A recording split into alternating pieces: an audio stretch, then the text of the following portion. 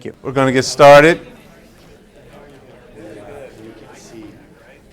Glad to see you guys taking advantage of your peer networking and peer learning. We've got a panel set up for you. How would you appreciate the opportunity to see and hear and listen to and learn from some folks who were in your shoes 1 year ago? They were just about to embark on this thing called the National Implementation and Dissemination for Chronic Disease Prevention Journey. And so they've learned a few things since then. And so I'm going to turn it over to Mr. Carter Hedrick, who's the National Director for Obesity and Policy for the American Heart Association. And so he's going to lead this panel, and you're going to learn a few things. Carter? Thank you, David. Hi, everyone. We are going to have a conversation. I'm actually going to stand rather than sit just so I can see this side of the table. But we wanted to have a conversation about coalition building today. And I wanted to start by telling you how I got here, where my public health career started, because it started with a coalition. In a long time ago, 1996, in Seattle, Washington. How many of you are doing work on tobacco? How many of you are old enough to remember when Camel Cigarettes' top spokesperson was a cartoon character? Do you remember that? Joe Camel. Remember Joe Camel? So Queen Anne Hill in Seattle had a daycare center on the hill that most of the kids that were growing up on Queen Anne went to this daycare center.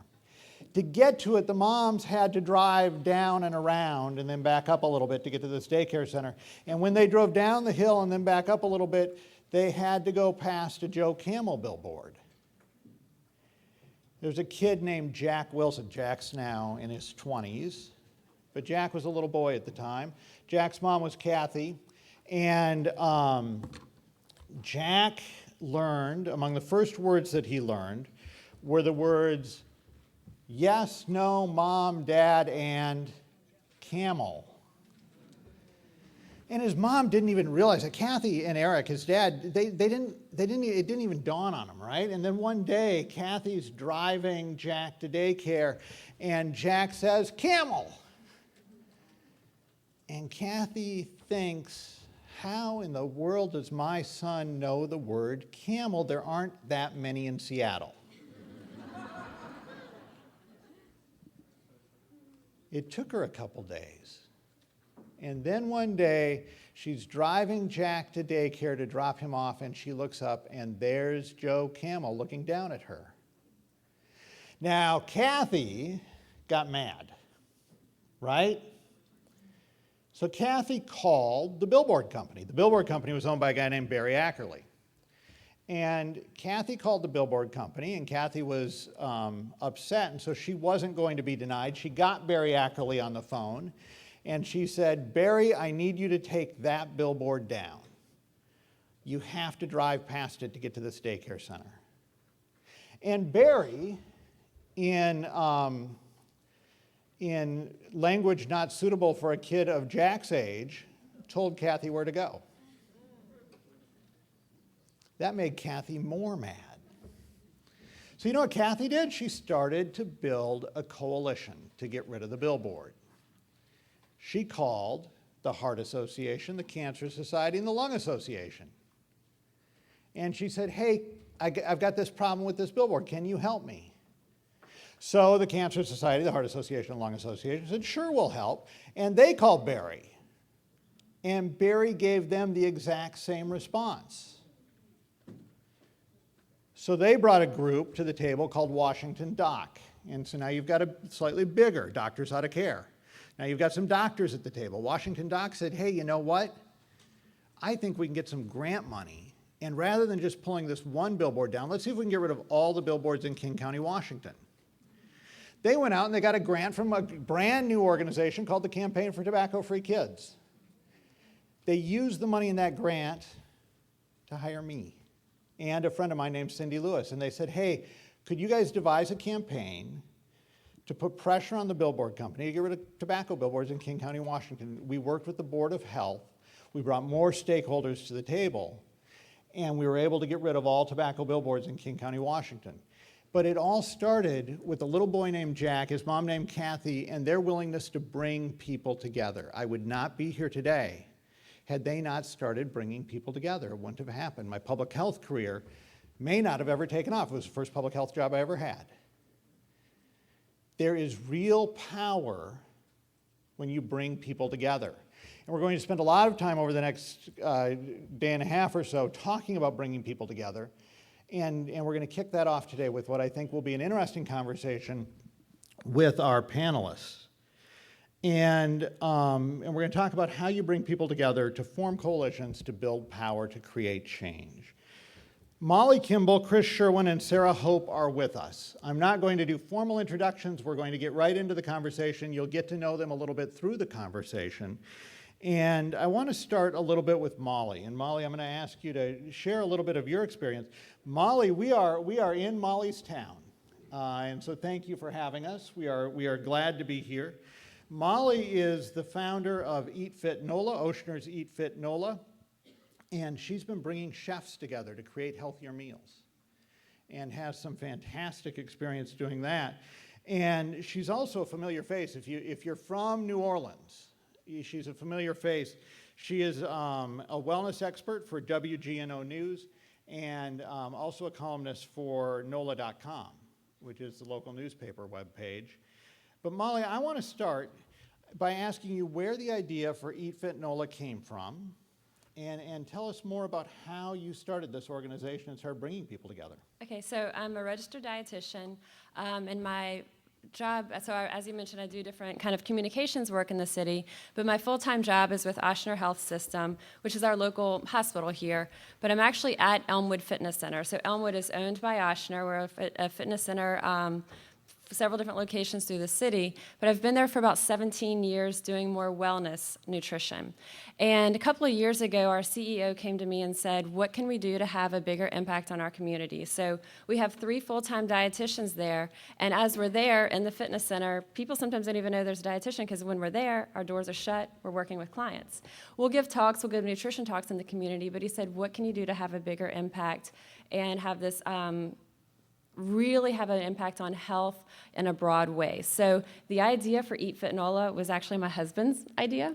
And it was probably a decade ago when, just as a dietitian, I would be out having dinner and people would say, oh, what could you find here healthy to eat? You eat here, like there's no way there's anything here. And there's almost always things on menus that we can modify to be healthy. So I was like, well, that would be a fantastic idea, but do you realize what a giant undertaking that would be to actually, he said, you should put a seal on the menu items by those that are healthy. I'm like, that would be a giant undertaking. At the time, seeing client after client after client kind of on that wheel. But then as we got permission from our CEO, what can we do to have this bigger impact? I was like, so I have this idea, working with restaurants, putting a logo on the menu. And I was right, it was a giant undertaking. But we launched it with a pilot in 2012, so summer of 2012, with about 5 key restaurants in New Orleans. And I'll get more to that in a minute, but we kind of really just started with restaurants that I was friends with, that I knew, they trusted me. And I said, hey, we've got this idea, what are we gonna call it? We'll call it Eat Fit NOLA. And it kind of just grew. So we started with those 5, and they were very supportive, they were very vocal, they were a good representative of other restaurants in the community. We did a full launch in 2013. I should mention it's a nonprofit. We don't charge restaurants to participate, but we work with them to identify these healthy items, and if they don't have them, we developed new menu items with those chefs. And we have almost 90 total restaurants now, and we've just launched to North Shore in Mandeville and Covington with our St. Tammany Parish Hospital partner there, who actually is a recipient of this CDC WIC grant. So it's quickly grown. We're actually expanding to Eat Fit Bayou next with Home at Thibodeau. So it was kind of just this idea that, like I said, my husband had, kind of planted that seed, and then the support from our organization, we were able to really build it, and then really build it with the support of the community, which we'll talk about later. I just take just 1 minute, and I'm curious about bringing chefs together, and I think there might be an analogy or metaphor here, but chefs are really creative people, right? But they have to be creative within a structure, and then they have to have discipline to follow through on it all the way through. And it strikes me that there's a lot of creativity in forming Eat Fit NOLA, but expansion takes a lot of discipline, and bringing people together in following up with chefs to make sure that they're staying engaged. Can you talk just a little bit about that? That's a hard minute to stick in, but yes, we'll try. So I say that chefs are like herding cats. It really is. They're just all over the place. And so when we say, oh, we get the recipes from the chefs, our team does a nutrition analysis, we see what fits, what doesn't, what modifications need to happen. Getting the recipe from the chef is the challenging part. So a lot of times they're not sitting at the computer emailing. Our team has to be very hands-on. So we have a staff of interns, and we actually just hired our first full-time operations person for Eat Fit, Julie, who's here. But we also have a team of interns who really work hard for us, and they get in the restaurants. They're getting the recipes. A lot of times it's the chef saying it. And when he says a dollop or a squirt of something, you've got to get in there and see what's a dollop or a squirt. Show me, measure it, And so being very hands-on with them. What we start with is getting the chef to share their ideas of what they think is healthy so that we're creative with Eat Fit, we're creative with the expansion, but we have very specific, rigid rules when it comes to nutrition, and the chefs don't always love rules. So we start with their ideas for what they think is great, then we kind of work, and then once we get them the parameters that they know, okay, I can do any of these types of foods and be creative with it, and as long as I steer clear of these types, then we try not to impose things on them, let it come from the chefs, and then they tend to be more receptive as well. Thank you. Chris Sherwin's here. Chris has done it all in tobacco control over the last 20 or so years. Chris has done hands-on policy change work in the state of Colorado. He led the statewide coalition in Colorado around tobacco control. They've got a smoke-free air law passed that went into effect just weeks before I moved to Colorado, which thank you, and passed a 64-cent increase in the cigarette tax as well when he was running that coalition. He now works for the Heart Association and is consulting with coalitions across the country. Last week, New Orleans celebrated 1 year of being smoke-free. And Chris is going to talk a little bit about that effort. And Chris, I want to start by asking, who came to the table? How did the smoke-free effort come together, and what did that coalition look like? Sure, and of course the story of smoke-free New Orleans is way more than can fit into this panel, so I'm really just going to be focusing on the partnership piece of this story. And yeah, there was a core group of about 11 groups that came around the table when it really was clear that this was a viable campaign. There had been several groups throughout the years that had been doing education and community outreach for a number of years, really oftentimes led by Tobacco-Free Living, which is part of the Louisiana Public Health Institute. But that group had been doing some outreach and education for a number of years, which really gets to part of what is a great model between an organization that has restricted funds and cannot directly do lobbying, but the way that they essentially fertilized the earth and made it ready for such a vibrant and successful campaign was a fantastic model. So there were 11 groups, some of the traditional tobacco control partners like the American Cancer Society Cancer Action Network, the American Heart Association, American Lung Association, Americans for Non-Smokers' Rights, and of course, Campaign for Tobacco-Free Kids. And then on top of that, there were a few other groups that were really, truly locally based groups, in-state groups, which was so essential. So the Heart Association and Cancer Society very much are locally based as well. But these are groups that really are solely and only located in Louisiana and or in New Orleans itself. There was the Louisiana Cultural Economy Foundation, Louisiana Comprehensive Cancer Control Partnership, as I said, LPHI, Louisiana Public Health Institute, March of Dimes, Ochsner was also involved, very engaged. So that core group of 11 people was really the core group of the campaign. And then if you add on other groups and businesses that became part of the coalition, it probably was around 24 or 25 groups. And I'll get to a little bit more of the role definition that happened later on in the campaign, but that was really the essence of the campaign. Thank you. One of the things that we're going to talk about today is the importance of defining roles within a coalition and making sure that everyone's playing to their strength, playing a role that actually helps lead to success. Sarah Hope is here. Sarah is from Baltimore, where she is a design planner with the city of Baltimore. And works with the Department of Parks and Rec and stakeholders with the Department of Parks and Rec. But here's the part that I love about Sarah's bio. Sarah's bio says that she helps demystify government. If you can figure out how to monetize that, you'll make $1 million. It's a pretty powerful thing. Sarah's also a self-described data dork, and so we're going to be talking about data in a little bit. But first, Sarah, talk a little bit about, on the theme of demystifying government, talk a little bit about partnering with government. If for those of us that don't work in government and don't always work with government, talk about how to best partner with government and maybe an example of how it's worked really well in Baltimore. Sure. So, hi, everyone. I just want to say welcome and congratulations first. I work for the city of Baltimore. It was not where I thought I would wind up, I think. So it was funny, Molly was talking about being a chef and how difficult it is to work with them, and I used to be one. So I can relate to that.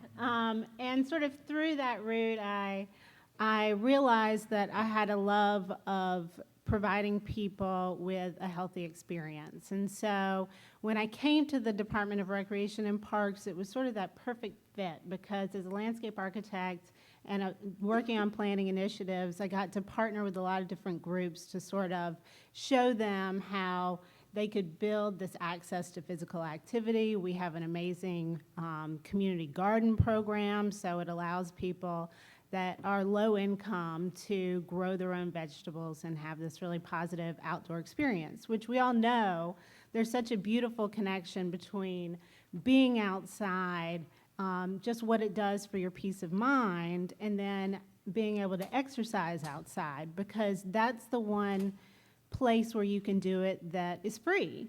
And there's also this social component of being in a park and being around people and how they're gathering and interacting with each other and sort of sometimes learning to compromise.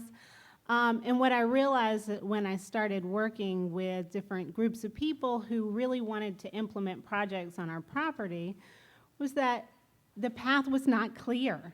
And even in my own experience, I would go to the permit office and I would say, I'm applying for this permit. Here's the list of things that I think that I need. And the person would say, oh, no, that's only half of what you need. You need to take this information back and go get a signature here.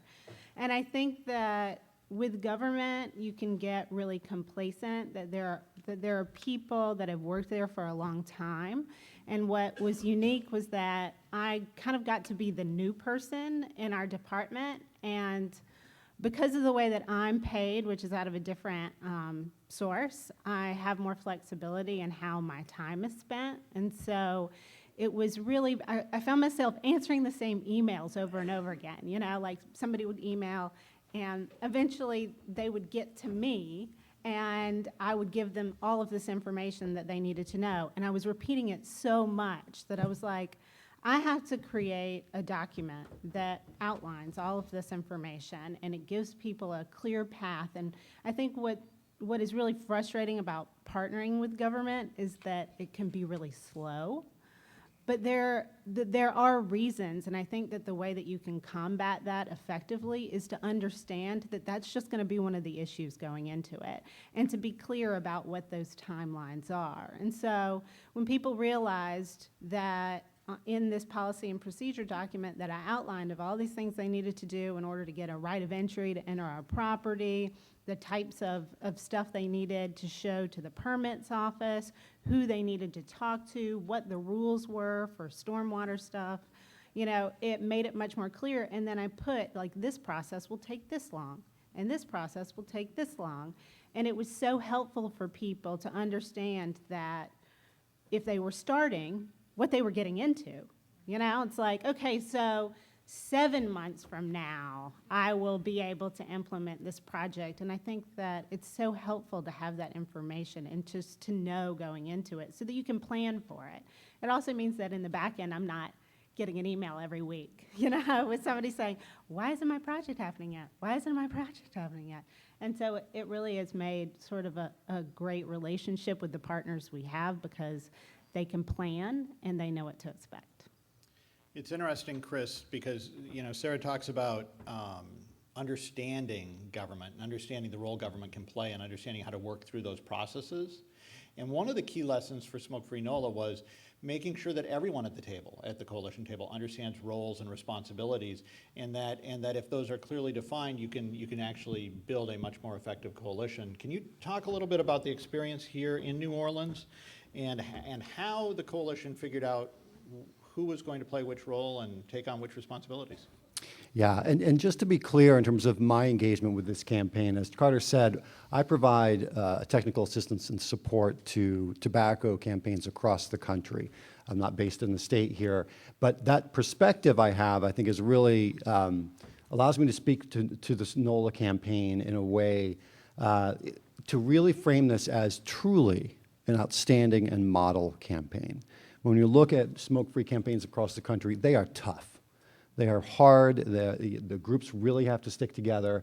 And I think what happened here in New Orleans is truly a model that a lot of other communities can look to.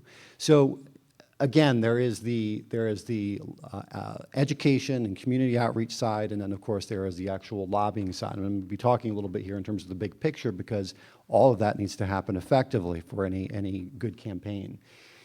In any campaign for policy change, you really want to look at structuring, and New Orleans did this, structuring it around kind of the three pillars of an effective campaign. You need a good lobbying strategy, you need a good media communication strategy, and you need a good grassroots strategy. And people really need to be laser focused and effective in all those areas. So you had the core coalition that really was the central decision-making body. Then there was a communications committee that included people, they had their chair and they had contractors under that chair, under that position that would really do a lot of the creative work in developing the ads. If you've seen any of the ads out there when you came in the airport, all that is really the work of this coalition. The grassroots committee was broken out into community outreach, neighborhood and community outreach, so really reaching out and getting community groups involved, neighborhood groups involved, churches.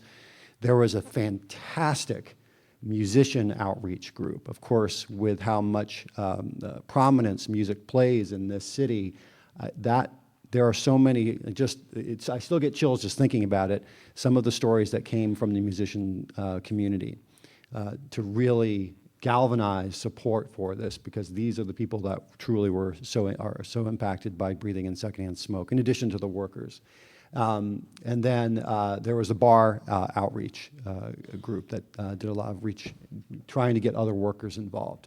So that clear definition of roles was absolutely essential, because as the campaign went on, there are so many things that are always happening at any particular time that you have to have that clear definition. Now, the other kind of dividing line, again, so you have tobacco-free living. They are funded by state tobacco tax dollars. However, they are their own nonprofit organization as well. So they have a little bit more flexibility than a pure government agency, but most of their money came from restricted source.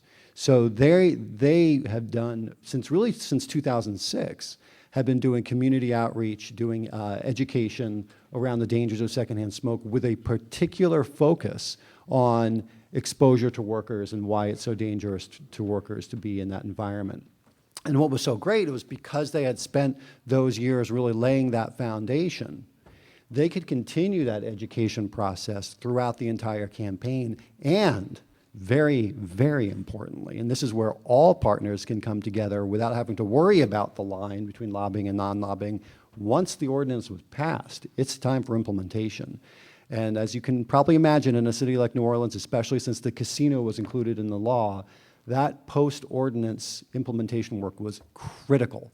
And it continues to this day. The ads that you see now and the one-year anniversary celebration are all part of an effective implementation process. So again, there's much more to say, but again, that role definition was absolutely critical.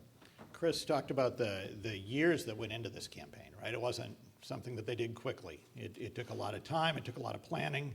And Molly, I want to talk to you a little bit about how to keep an entrepreneurial spirit going in coalitions, because coalitions can get stale. I've been a member of coalitions that have gotten stale, right? And the work just kind of drops off and isn't as effective. And sometimes that's because of the time, the length of time that's involved with doing the work, but also, Molly, it's sometimes, you know, we're working on a shoestring budget. We just don't have a lot of money, and it's hard to just keep people together when you're doing that. Talk a little bit about working on a shoestring budget and really keeping that entrepreneurial spirit alive in that context. Okay, so Ochsner Health System is, as I mentioned, who my full-time job is, and that's where Eat Fit NOLA has been born. When our CEO said, yeah, we want you to launch this and go ahead, like, okay, what, restaurants? All right, go ahead, give it a try. I think they were like, all right, let's just see what happens. Now they're like, wow, okay. Now we want to have Eat Fit in every region where we have an Ochsner, and they're all behind it, and they're full steam ahead with me. When we first started it, I mentioned we did a full launch in 2013. It wasn't until this month, 2016, 3 years later, 3.5 years later, really, from when we launched it, that we actually have our first full-time employee, except me. So it's been me. We have a huge social media campaign. Our social media manager worked for us pro bono for free until last month. So we finally got a budget to start paying our social media manager. We finally got the budget to hire a full-time operations and marketing dietitian with us. So when we say grassroots, when Chris was saying kind of the 3 tiers of lobbying, we're not doing lobbying, but the grassroots part, we've got it covered, and the media part and the social media part, we've got it covered. So when we look at kind of how do we keep that momentum going, I guess I have my notes here because I could talk and go on a tangent, but I wanted to be sure I covered all the different pieces. I think the first thing that we did was, okay, I literally had no budget, no dollars. So how do I do this with me and my time and try to make this effective? And so I was given the time and the resources with my position, so I stopped seeing clients as much, but again, didn't have dollars to spend on a marketing campaign or to hire anyone. So we went the intern route first, and we still have. Figuring that out also. So interns, 3 months or longer is a requirement for us. Otherwise, it's not worth our time, just quite bluntly. You can onboard them and you can meet them and they can shadow you, but to really have effective use of their time, 3 months. And what we also have is a lot of students who may have a lighter course load for a year, some even 2 years, who have committed to working with us for that extended period of time. What's fantastic for them is we give them a ton of autonomy, especially nutrition students. They've got the know-how. Once we give them that training, it's theirs. They're onboarding, they're getting in there, they're doing the food photography, they're working with the restaurants of branding the menus. So we've got those eyes and ears, and with the students and our interns, that passion is so there, and they love having something that they're taking ownership of. So figuring out what works in your system to best make use of that, because they want the experience, they need it often, and it can really help us once we're being as smart as possible with it.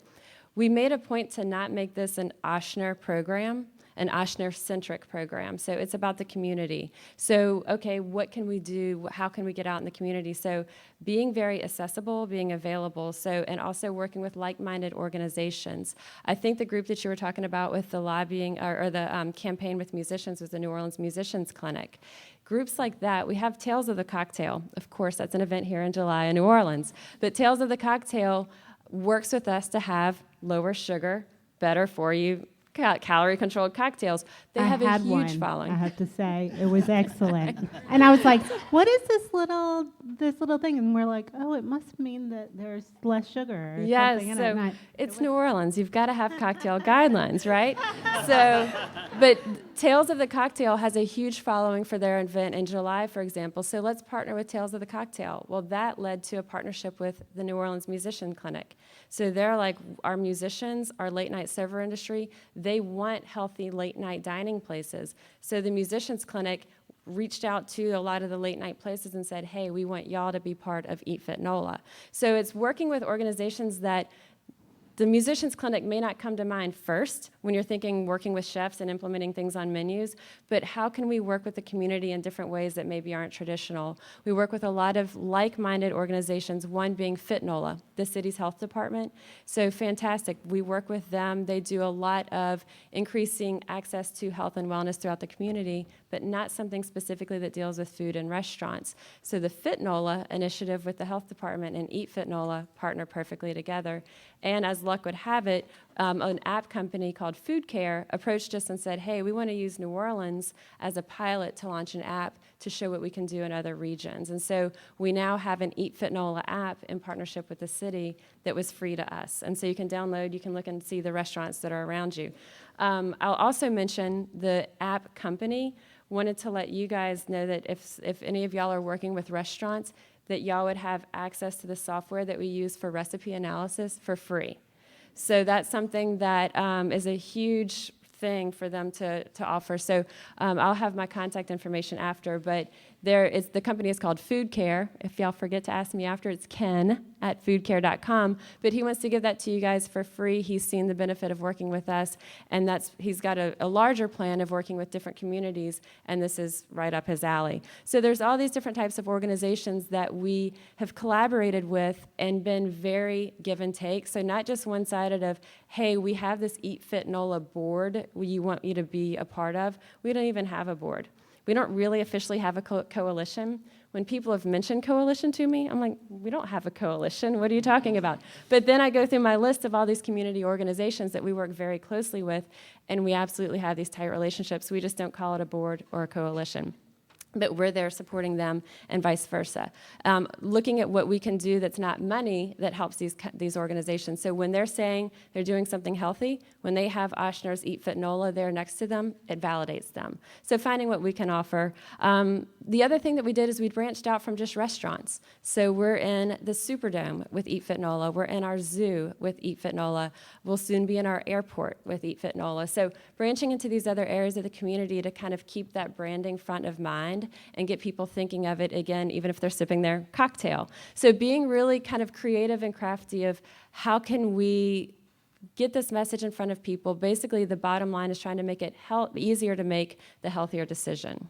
It's really interesting. Both Chris and Molly talked about, in one way or another, partnering with government, right? Chris talked about the local organization that's funded through taxpayer dollars, but plays an important role in keeping the smoke-free New Orleans movement going. Molly talked about partnering with the health department. Sarah, one of the challenges that we sometimes face, and I will admit that there have been points in my career where I have gotten frustrated in trying to partner with government and trying to figure out the right role or responsibility for government in a coalition. One of the places that government really can play an important role is bringing data to the table and information to the table. Do you want to talk a little bit about that aspect of what government can do? Sure. So I think it's sort of interesting. When Molly was talking, she was obviously really passionate about her mission.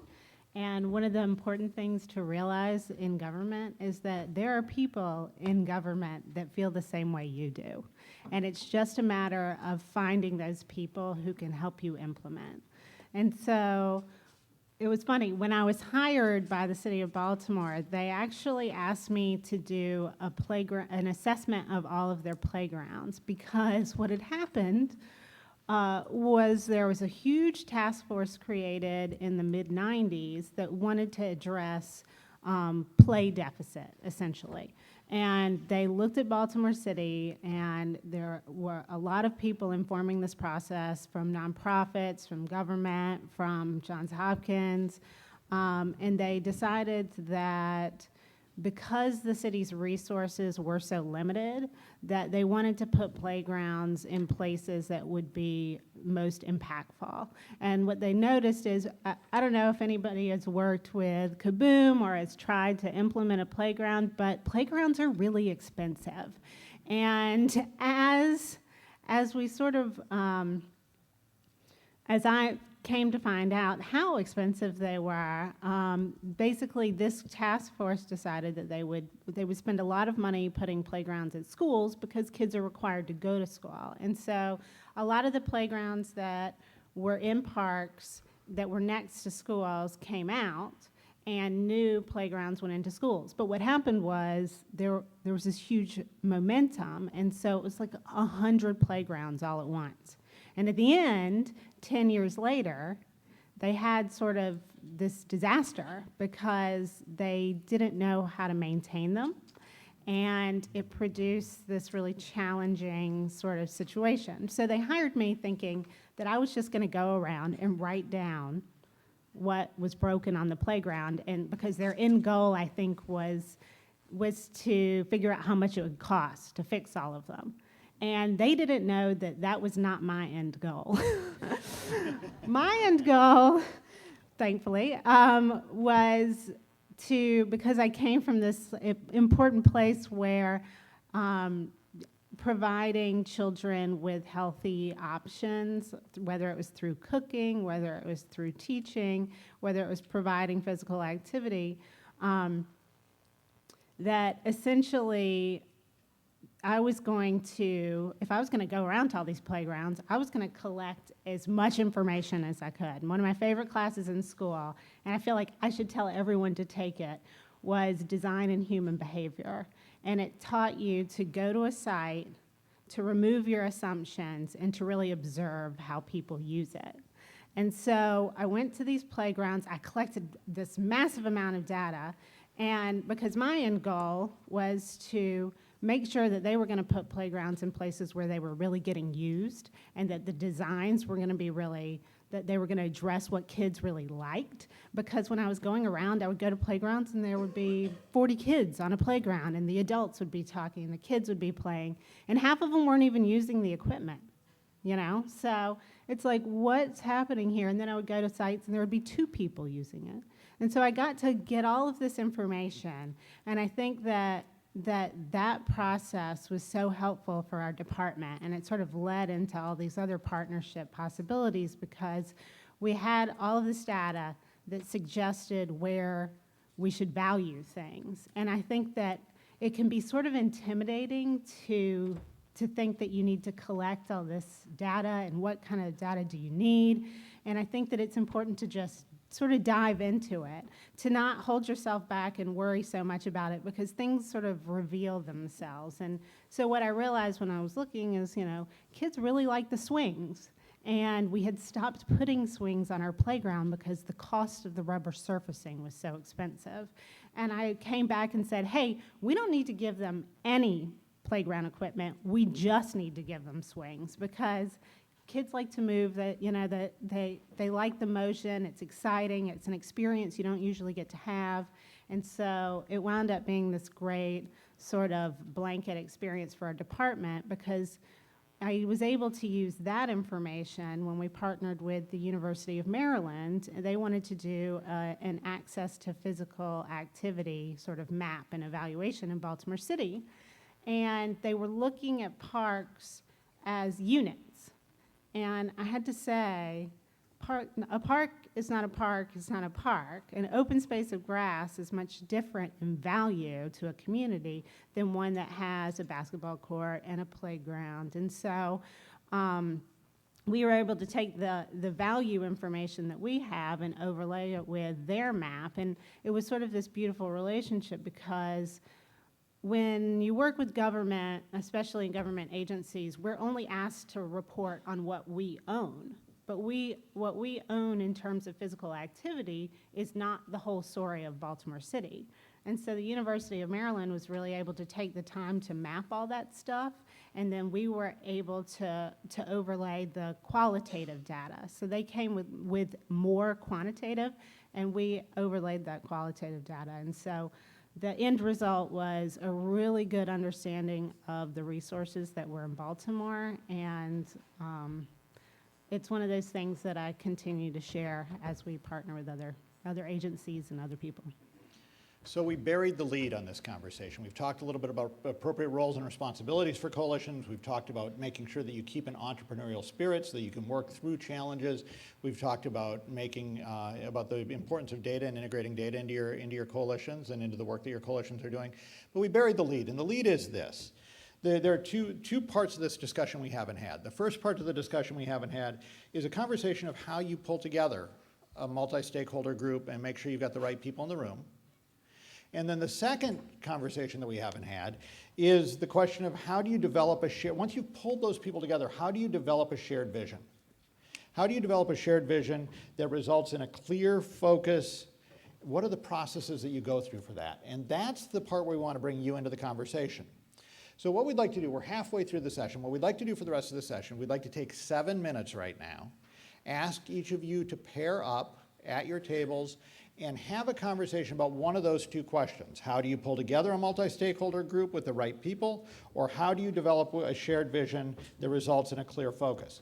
Have that conversation in pairs for the next 7 minutes. I will pull you back together in 7 minutes, and then we're going to have a conversation with the whole room about all of this that engages the panel, but also engages all of you. So if you could take 7 minutes, we will come back together and continue the conversation as a big group. All right, let's pull it back together. It looks like you're having some great conversations. I hate to interrupt those, but I'd like to bring it back together to the large group and get an opportunity to hear. We have microphones stand, or I guess are we walking around with microphones maybe? Good, thank you.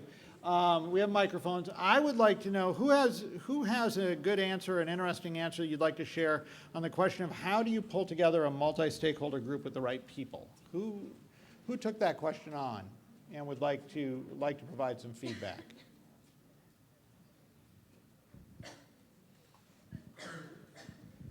Hi, I'm Liz Cornish with Baltimore. We talked a lot about the importance of making sure that you extend personal invitations to the people that you want in the room. I think there's different hierarchy of privilege that if I'm looking online and I see a meeting out there that's somewhat related to my interest, I feel really comfortable just showing up by myself, but not everybody feels that way, so I think personal invitations go a really long way. And then with that, making sure that once you do get diverse people in the room, that you check your own bias so that you're not attached to specific outcomes and you allow that diversity of thought to really permeate your coalition's work so that the folks that you did invite feel valued and not tokenized, and so that they keep coming back. Yeah, thank you. Let's go over here. All right. Hi. Is it on? Yes? No? No. Yeah, there we go. All right. I'm Carrie Zaslow. I'm from Rhode Island. And my answer is really, I think it's a lot about really building the relationships, making the phone calls, building trust, and then asking your stakeholders who they think's not in the room. And really trying to dig deep, because the best people to find to build your coalition are the leaders that you probably don't know yet. So finding out who you don't know and inviting them to join the coalition often brings a stronger group. Yeah, thank you. Molly, you've got one of the most diverse groups of people coming together, and you said you didn't even think about it as a coalition, but it really is, and it's really diverse.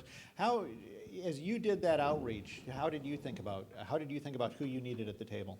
So I'm like the opposite of Sarah. I'm not as much of a data dork as I need to be. So I just kind of, and our marketing person who's now working with me as this has grown with Oshner, she keeps saying, but Molly, this isn't in our business plan. I'm like, nothing has been in our business plan. And so I really don't have that answer. It just is, I guess the answer is like staying tuned in to the conversations, the things that people are saying, what you just said of seeking out the people who have stuff that's totally different from yours. You may not expect them or even know that they're there.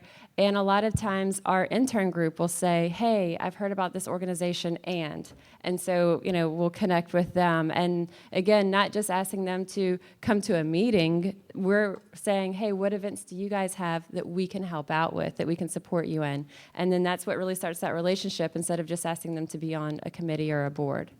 Yeah, let's go back here. Yeah, Dennis from Michigan again.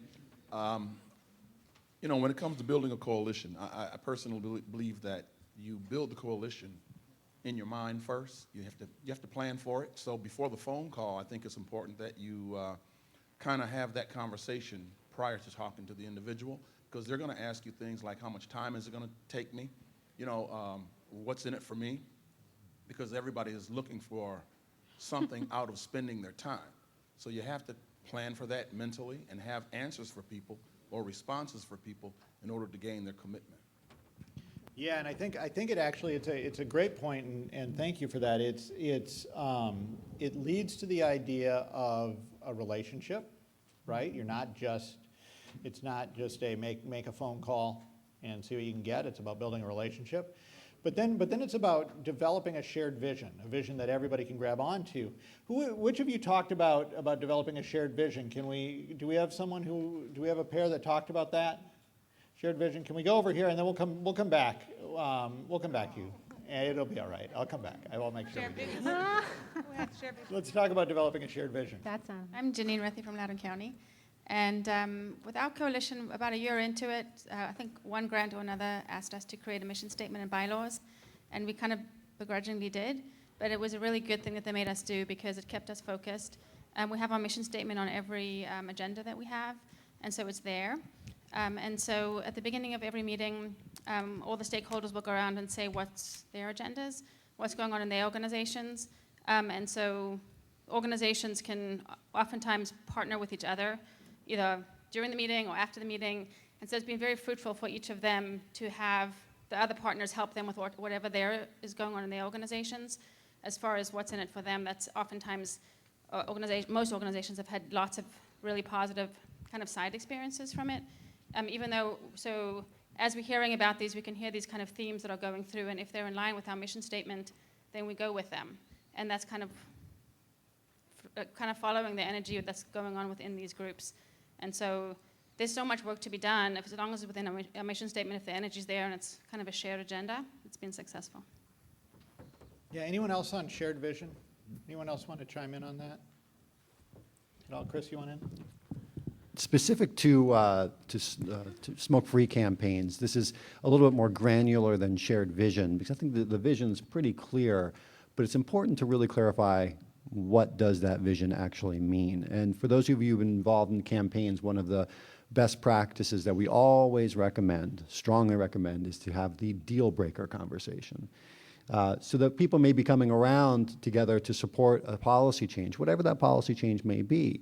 But it's important to also have the conversation to make sure that people are in agreement around the specifics of the policy change, because there can be a significant departure. And the New Orleans campaign did a great job with that. Early on, had the discussion, like what are we all in on all of these issues? So I think there's that shared kind of the North Star. We all know what this is about, but it's also important to back up a little bit and make sure that the granularity is also, that everybody's on the same page with that. Great, thank you. Yeah, where do we have a mic? We'll go there and then come over here. No, actually, I'll come back to you and then we'll come here. Go ahead. Sorry, Catherine Bryant, I'm with AHA. One thing that we talked about is who are your influencers in the community? And I'm a big power mapping nerd, so I love to power map. So who are the decision makers, and then working backwards from there, you find out who will influence those that are going to make the decisions in the community. Yeah, thank you, Catherine. I should have to do a quick shout out to Catherine and to Stasha. They were both involved in the New Orleans campaign. Stasha Rhodes was the chair of the lobbying committee and was one of the people on the ground working this. So, yeah. Thank you. Yeah, right here. So in Helen, Montana, we just recently, well, about a year ago now, passed a citywide tobacco-free city parks. And one of the things we're working on now is a campaign, a public information campaign on implementing that fully. One of the things we have been working at is helping, now that we've achieved that goal, is giving skills to our partners and people in the community on how to respond when they see people using tobacco in our parks, and do some skill building around that. And one of the base things that we did is we actually asked people to imagine what it would feel like, what it would be like to be in a tobacco-free park. How would it feel? How would it look? How would it smell? What would be your experience? And so having internalized that and imagined that, they then were asked, well, what would be your response? And so the response changes. It's somewhat transformed from more of a, to, hey, it's a different kind of way to approach people, and so I think that's something that will help us as a community. Yeah, thank you very much. A brilliant way to get people to place themselves in the change before it happens. Really, really interesting idea. Who's next? We have over here, and then we'll come back to this side of the room. Are we doing coalition building or? Yeah, coalition okay. building. So, when I'm sorry, this young lady talked about Catherine. mapping. Catherine. So I'm Danny Ritchie, and I'm also from Providence, Rhode Island. Not power mapping, but what we did in the community initially was do community assets mapping. So it's really about collecting the names of those organizations and or people that are in the community that are assets to the community and continuing to ask that question. I mean, there's lots of other stuff of just being out in the general population and knowing organizations that will work with you. So it's, while we are really heavily around people who build gardens and food policy, we also have artists and community members that are part of our larger group. But I just think that just really identifying that you want to map your community, you want to map who are the assets, because those are who you're going to try to work with to address the challenges. Were there any surprises when you did the mapping, the asset mapping? Anyone who came up that you weren't expecting, or maybe folks in the room wouldn't think of as, from a community gardens perspective, a potential partner? I think that when we first did our mapping, see, we used the map to create what we call a resource directory. Yeah. But then we went outside to other stakeholders in the larger community. And things just add on. So we needed a fence built for one of our gardens, and we have an artist group that has a steel yard that actually creates public works. And so being aware of that, we were able to call them in. They also use participatory processes and have job programs. So those just kind of came up. That's not something we originally thought of, but as we started thinking about what we have this need, how are we going to involve the community in it? They were, knowing of them became a natural to go to them. So Yeah. that's kind of a surprise. Thank you very much. It's a great story. Let's go back over here. Hi, my name's Kelly from Washoe County in Reno, Nevada, and I wanted to go back to the shared vision and just share an experience, a couple experiences that we had in our community that kind of make you think about what a shared vision is. We celebrate people with our Nevada Clean Indoor Air Act. We celebrate those that go above and beyond, and we found in one case that there was a location in our community that took smoking out of an outdoor environment, which was not included in the Clean Indoor Air Act, not because they wanted to protect the health of people from secondhand smoke, but because the butts were problematic. They had an outdoor beach area at their pool, and they found the butts were problematic. So again, we had the same end goal, but not the same shared vision. They really didn't care about the health. For those of you that, well, really. Yeah. And for those of you that are familiar with the business case for breastfeeding program, we look at that as well. The businesses may not necessarily care so much about breastfeeding, but they care about the bottom line, which is absenteeism. So sometimes a shared vision may be not shared, but the end goal is. Mm-hmm. So just thinking about that with some of the outreach and efforts as well.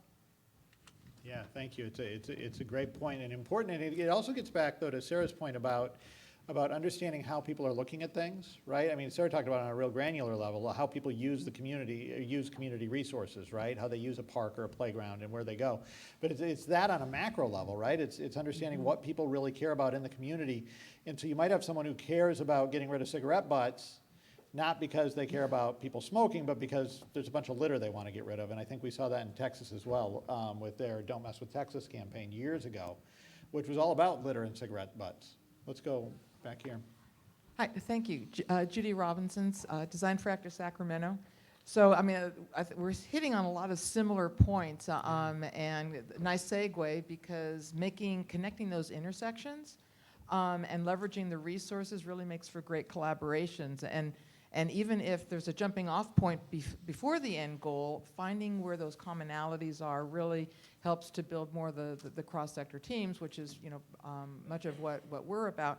But I think one of the key things beyond that is passion, finding individuals that are willing to check their egos at the door for the greater cause, that are passionate about the work that they're doing, because this is hard work and it needs to be sustained for a while and it takes a lot of energy.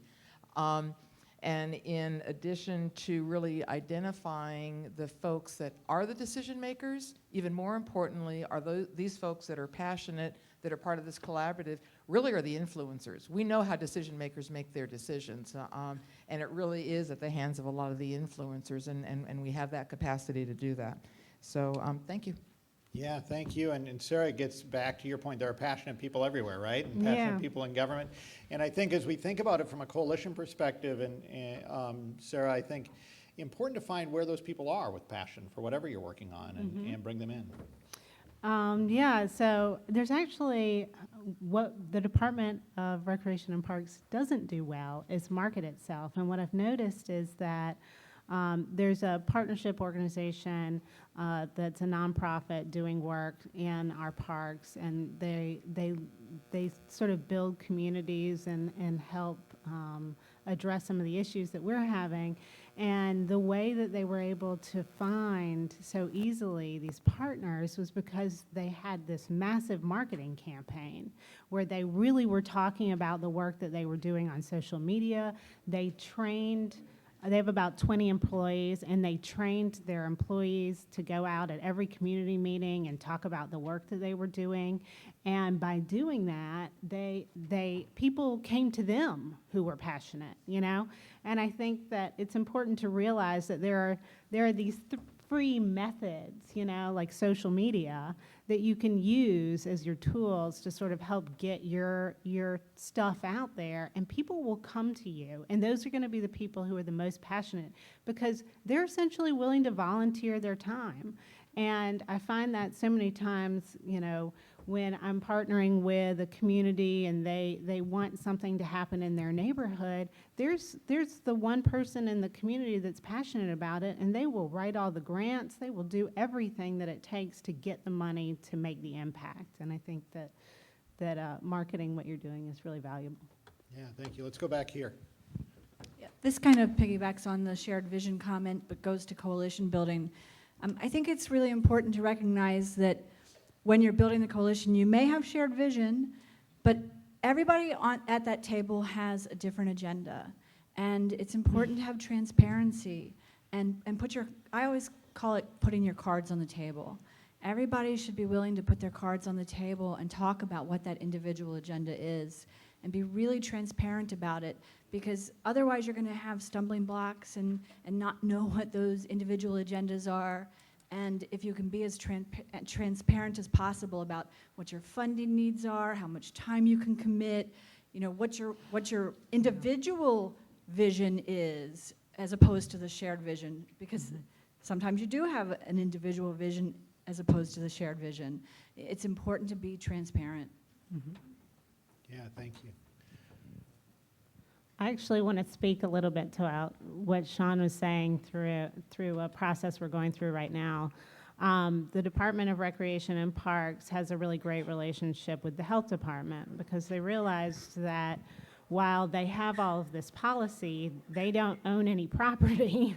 And so we are their platform for experimenting with their policy. And they wound up with, they applied for a grant and they got money for smoking cessation signage.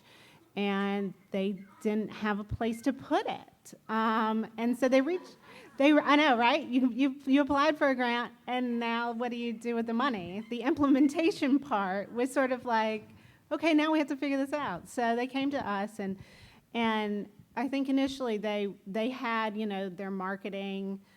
They had worked with the marketing team. They had developed this signage, and without and came to us and were like, we want you to put this stuff in your parks, without realizing, like, figuring out where the impact was going to be best, you know, where the utility lines were underground, like what was involved in actually putting a sign in a park. You know, you have to dig a hole, it's made up of stuff, you have to negotiate with a printer, you have to have a design. I don't think they really fully thought it through. Fortunately, as a landscape architect, we have a wealth of information that can sort of help, and so, or experience in doing stuff like that. And so we were able to, what we realized was we really needed park signs, that we were having a totally different issue where there wasn't a sign in a park that let people know where they were. So when they were having a problem, Baltimore has, we were just talking about this, sort of you can walk 3 blocks and suddenly you're out of a safe neighborhood and into a place that feels like you should not be there. And so if you want to do something like use a trail that's 8 miles long, that happens a lot on that trail.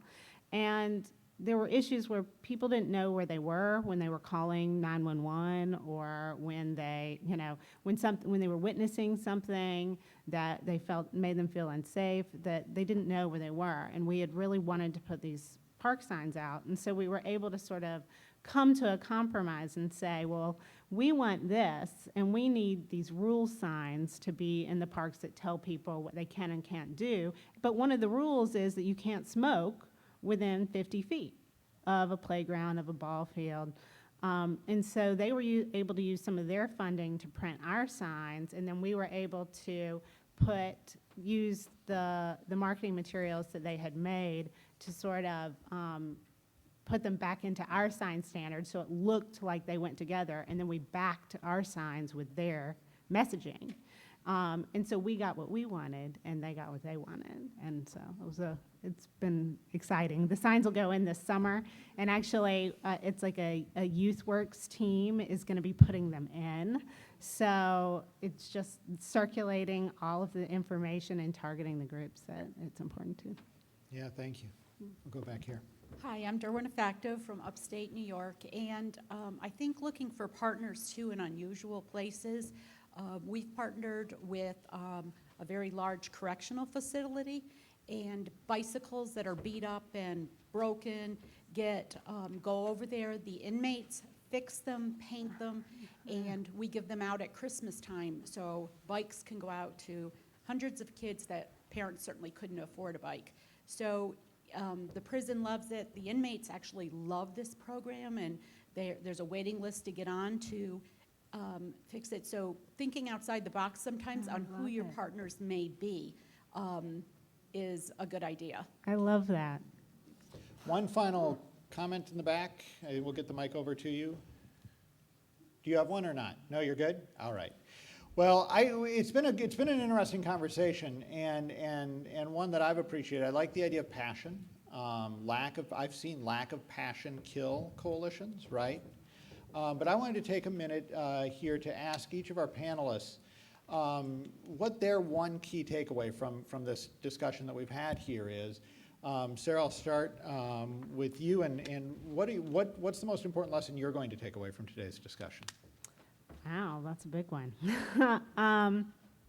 I think it's important. I mean, you guys are all amazing, bright people who are obviously passionate about what you're doing. And I think that my takeaway is that that's probably the most valuable thing that you can have. Listening to how you're being creative, how you're problem solving through creativity is really empowering to me even. And so I feel like that energy and that momentum is what's going to get you through to the next level.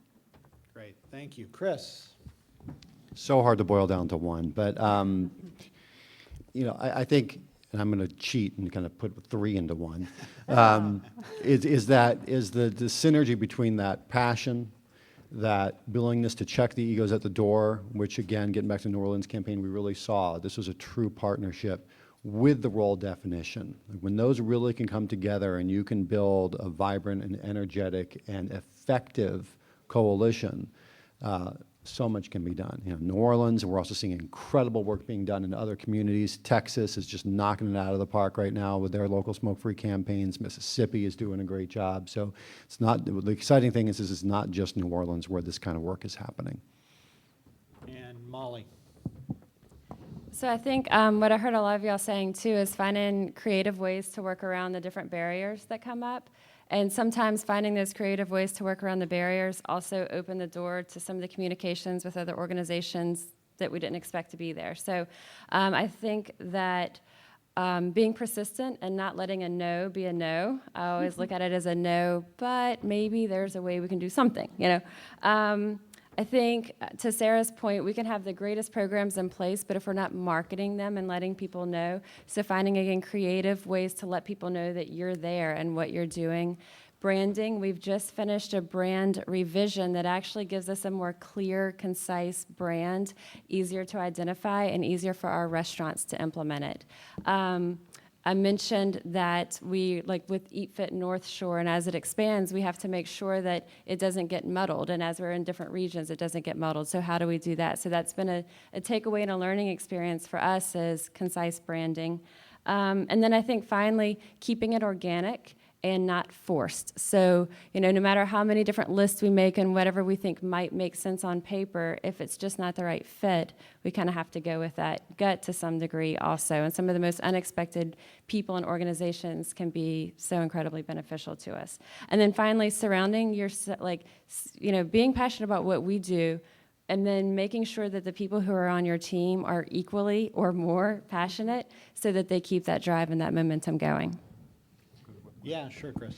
Just for anybody who's interested in learning more about the kind of community outreach that happened with the New Orleans campaign, there's a great webinar online that the Truth Initiative hosted. It's if you just do Truth Initiative Warner series, New Orleans Smoke Free, just any of those search terms, you'll find it. It's a great about 45 to hour-long video that does a great job describing this in much more detail.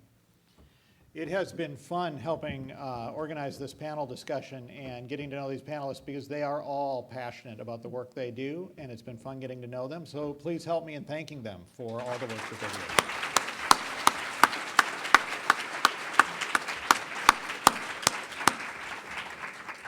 Thank you to all of you for the work that you do. There's some passion in the room as well. It's been great getting to be a part of this conversation. I'll turn it back over to David. Thank you, Carter, Molly, Chris, and Sarah. Great job. And I think by now you guys should be getting comfortable with the idea that we are where we are, right? Our coalition is our coalition. Let me see the hands of those of you in the room who this particular grant opportunity was the catalyst for your coalition coming together. Otherwise, you're a new coalition. Let me see the hands of those that this particular grant opportunity was the catalyst. Yes, okay, so nearly a third. Let me see the hands of those in the room that you were an existing coalition, but you recognize this as a bit of a reset opportunity. All right, and maybe you were existing for 5 years or less. Keep your hands up. Keep your up high. All right, not quite a third. And let me see the hands in the room of those of you who were a long-standing coalition, and this is not your first rodeo or your second rodeo, and that we've been at this for a while, but yet it's always a bit of a reset. Okay, so not even a third there. So who else is in the room? Where there's a bunch of folks who did not self-identify. Who are you? Anybody? I'm serious. Anyone? What would you say? You're long-standing? You're not long-standing? You don't even exist yet? What? Huh? Still working on it? Don't even know if we want to be a coalition? Is that what you're thinking?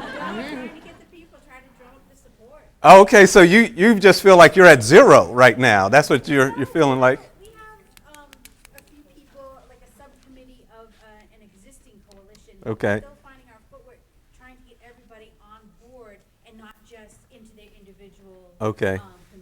All right, got it. Well, either way, again, I think you heard a lot from your peers, and I didn't know if you wanted to be excused. We could be excused. Oh, okay. Give them a round of applause. Again, we can't say it enough. You're going to have opportunities not only during this these next day and a half, next couple of days, but you hear there's a lot of wisdom in the room. You know, folks are doing things, understand things, have some insights to share with each other. You know, maximize the time here, of course, but then a number of the national orgs are coordinating peer learning opportunities for you as well. All right, so change of gears. All right, everyone just stand up, rise from your seats, do a little shake off energy. How many Prince fans do we have in the room here? And if you weren't, you probably became a Prince fan in the last week. Rest in peace the Prince. How many Bruce Springsteen fans are in the room? Bruce Springsteen? All right. How many Taylor Swift fans are in the room? Why are you laughing at Taylor Swift? All right. How many, let's see, Kendrick Lamar fans are in the room? Oh, ho, ho. A few Kendrick Lamar. How many B.B. King fans are in the room? The thrill is gone. All right. Don't get me singing, please. Let me see. I got to. How many Coldplay fans? Oh, she's like, oh yeah, now you're talking. All right. How many Michael Jackson fans in the room? Okay, I want to see this. Okay, good number. How many Beatles fans in the room? All right, all right. So here's what we're going to do. There used to be a CDC staffer named Sarah Ziegler. All right, trained attorney, smart woman, just sharp as a whip. And she had the responsibility during sessions and workshops like these to deliver the talk. You may not know the talk yet, but you're about to get the talk, all right? The talk is, hey, advocacy means this. Here are the limits, here are the lines, lots of legalese, blah, blah, blah. Pull your toothpicks out, put them in your eyes. I want you to think about Prince, Coldplay, the Beatles. I want you to think about whoever gets you up out of your seat